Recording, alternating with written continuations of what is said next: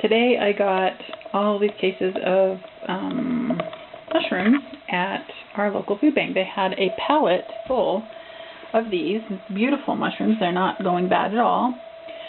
And they are closed for the long weekend. There's a holiday this weekend, so they are closed Friday, Saturday, Sunday, Monday, and they were worried they would go bad, so they asked me to dehydrate some of them for them. Okay, processing. First I rinse them using the sprayer with not hot water and not cold water. I just use a medium water and use a sprayer, spray them off. Then once they're clean, I don't do too many at the same time because it's hard to get the dirt off if there's a large amount of them. Once they're cleaned off, I let them dry in this colander. And then I put them through the food processor. They tend to get crumbly. You're going to get some crumblies if you do it this way. You can hand cut them, but since I have so many and I crumble them when I use them anyway, I don't care. So you can see there's, oh, maybe you can't. If you use the plunger, you get better slices. If you just let them roll around in there, you get the crumbles. So let me put them in. It was a bad choice. Okay, so I'm going to put these over here in this colander for a minute. Always wash your hands when you're touching them, by the way. So you can see there's some good slices and then there's some little pieces. So what I will do afterwards, once they're dry in bigger pieces, I kind of shake the dehydrator and get those little pieces to fall down because they will shrink when they're being dehydrated. Now I have 4 dehydrators that I'm going to have going this weekend. My favorite ones are the Harvest Master. Check out my comparison. I actually have 2 Excaliburs in my garage right now, but I'm going to not open those and use those. They're not my favorite, and you'll see why on my other blog. But I like the stackable kind. So I have this Magic Air, not my favorite because it doesn't do temperature up and down as well as these other ones, but because I have a lot of trays, that's why I like these ones. I can stack as many trays as I want, as high as I want. So once I've washed them, put them through the food processor, or if I'm going to stir fry them later, I want a bigger piece. And my kitchen is either all light or all dark. So you can see these are the thicker pieces I do for stir fry. And I cut those by hand. There's no little pieces and no choked up things.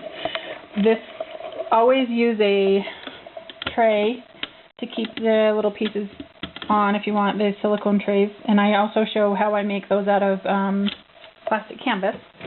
And then if you're going to do the flat food processor ones, you also put them on the trays. But when you're through dehydrating them and you want to get all those little pieces off, you can see there's a lot of little pieces along with the bigger pieces. If you want to keep them separated, personally I just grab a handful, crush it, and put it in my rice cooker, and I put them in omelets, and I put them in my stir fry. So the bigger ones I will use for my stir fry, and then these smaller ones I'll use for omelets and whatever. So normally I'm crushing them anyway, so I really don't care. And the thinner they are, the quicker they dry.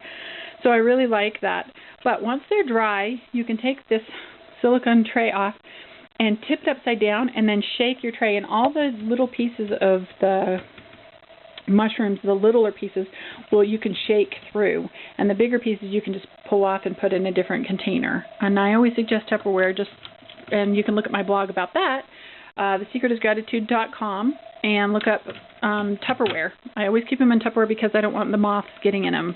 Those grain moths love dried vegetables and fruits. So anyway, then I dehydrate them for overnight, and then I flip them. I just take the tray out and flip it onto a new tray, and that way and kind of break them apart if any are stuck together. And then I will continue drying them until they're dry. Now these the thinner ones, you'll know they're dry when you pick them up and they just snap, and they kind of just like a potato chip, kind of a little bit thicker than a potato chip, and they'll just kind of have that snap. You can bite into them. I really like them just dehydrated. I don't put anything on them, but we eat them dehydrated and enjoy them. But you could do a tray. I had a friend that called me just recently because I gave her some of these as well, and she said, how do I do them? And I told her I'm just using the food processor, and she said, do you process them with anything on them? And I told her, if you like, you can dip them in soy sauce, teriyaki sauce, and then dehydrate them on the silicone trays, and they have a flavor to them. They will dehydrate salty, though, if you use soy sauce. So I wouldn't suggest soaking them for very long. I'd just do a light brush real quick on that. But you can use onion salt or vegetable salt or sea salt and dehydrate them with that on there, so it'll be more like a potato chip. Like I said, Worcestershire sauce might be interesting, but personally, I just like them dry. We just eat them dried all the time. And so, and I had some portobello mushrooms that I did a couple years ago that lasted 5 years. Actually, it was 5 years ago. And we just ran out, so I'm very grateful that the food bank called me when they had these.